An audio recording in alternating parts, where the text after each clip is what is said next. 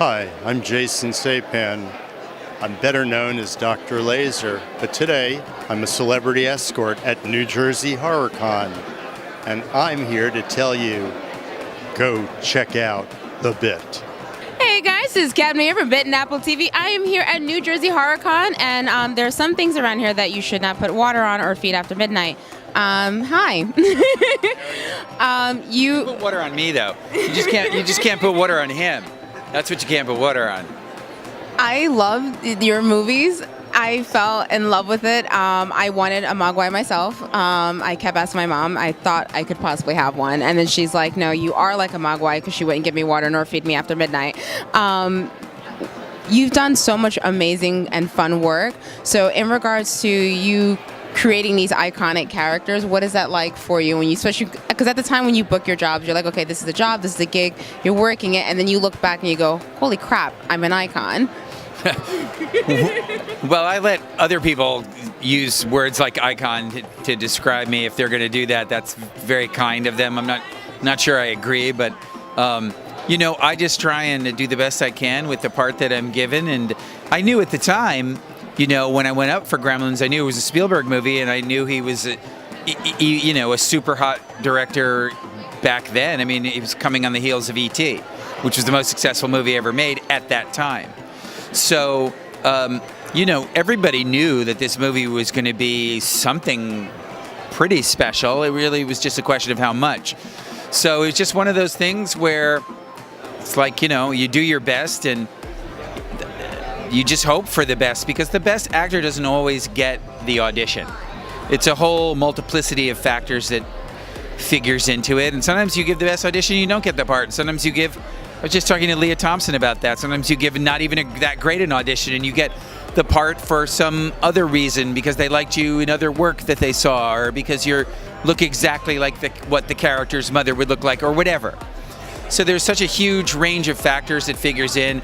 Just one of those things where I played the lottery, the Gremlins lottery, and I won I had the winning ticket, and it's just the gift that keeps on giving. I'm just very fortunate.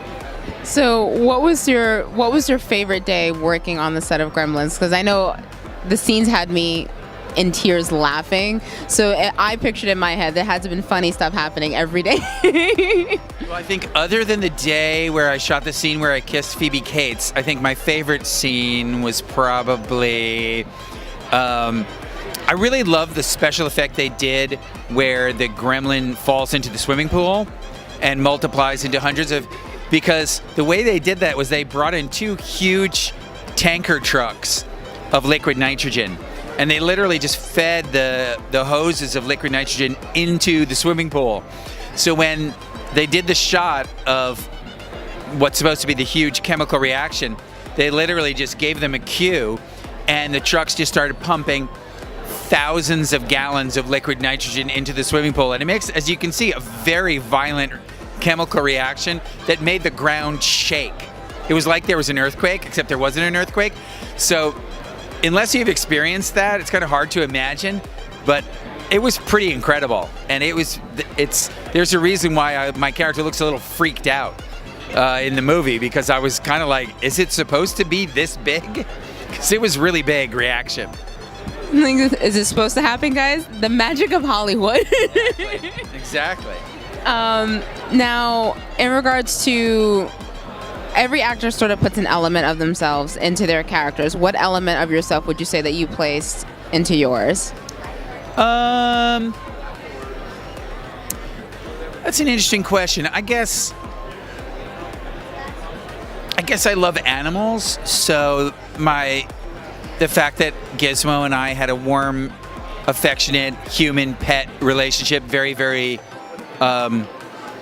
very realistic and believable in terms of my own interactions. I've got 2 cats right now, and I love them. Dunk and Ziggy, if you're watching, I love you boys. You're probably not watching because you're cats and you don't have opposable thumbs, so it's hard for you to work the computer. But I always imagine that that's what they do when you leave the house. They're on the computer. Like, how did all these cat videos get up here? Exactly. So Billy's an animal lover. He loves comics. I love comics too. At least I did when I was his age. And I had a lot of crushes when I was his age too. So So, I mean, I didn't really have to do much acting for the crush on Phoebe Cates part of the movie. I don't think most of America did either. So there are a lot of things that came pretty naturally to me during that shoot.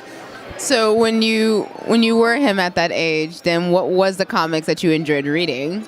I was a Marvel guy. Not that I didn't like DC, but I was basically like a Spider-Man, Iron Man, Fantastic Four, Silver Surfer, Jack Kirby kind of a guy. I was a real late 60s, early 70s, because that's really, I think you probably read comics at your most passionately when you're like 6 to 10. That's when they hit you the hardest. So for 6 to 10 for me is like, 1970 to 74. So yeah, the early 70s for me was pretty mind-blowing. Pretty mind-blowing in terms of, the Hulk, Iron Man. I have Iron Man at #1 at home. I just found it in my attic, and it's in a nice bag, so it's probably worth a few $100. Oh my God, hold on to that. Now, you've gone from Gremlins to Hatchet. Now, that's a big jump from there. So in regards to making the changes and what you put yourself in now in Hatchet, what would you say? Well, Hatchet was an interesting thing because we shot it down in New Orleans, and I thought to myself, oh, you know what, I'll do it with a Cajun accent to try and just challenge myself. So I got down there, and very, very few people, I was there for about 4 or 5 days before shooting, speak with any kind of a Cajun accent. Cajun accent is actually fairly rare. Most people down in New Orleans kind of talk like this. Hi, I'm from New Orleans. Like, they don't really have much of an accent. So I was like, wow, I'm kind of screwed. So my wife's played by an actress named Caroline Williams, and she's from Houston, Texas. And so I started talking with her, and she starts talking like this because she's from Houston. And I thought, you know what? I probably met you in Houston and then moved to New Orleans because they're pretty close to each other. They're only a couple of hours on the freeway, and transferred to New Orleans. So I decided I was going to do the entire thing. Just basically in about 24 hours, I was going to do the entire thing talking like this. So I decided I was going to do like a George W. Bush kind of Houston thing going on. And so it was because of Caroline. If they'd gotten another actress to play my wife, probably wouldn't have made that character choice. But she's really the reason why I chose to make Sheriff Fowler talk that way. And so it was really just about wanting to challenge myself and break out of the Billy Peltzer thing and do something wildly different from anything people had seen me do. I like the character choice, and thank you for inspiring the character choice. Keep up the amazing work. I really love what you do, and I love the fact that you really dive into it, and you seem like such an actual sweetheart, so that's the best part.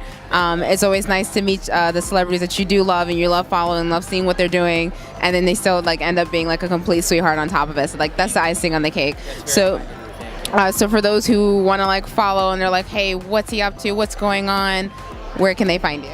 Well, all you have to do is search Zach Galligan on Twitter. I'm verified on Twitter, and oddly, I'm not verified on Instagram. I don't really understand why there's discrepancies in the verification process. But do you think maybe another one had water on him, and then maybe because it's very possible that he...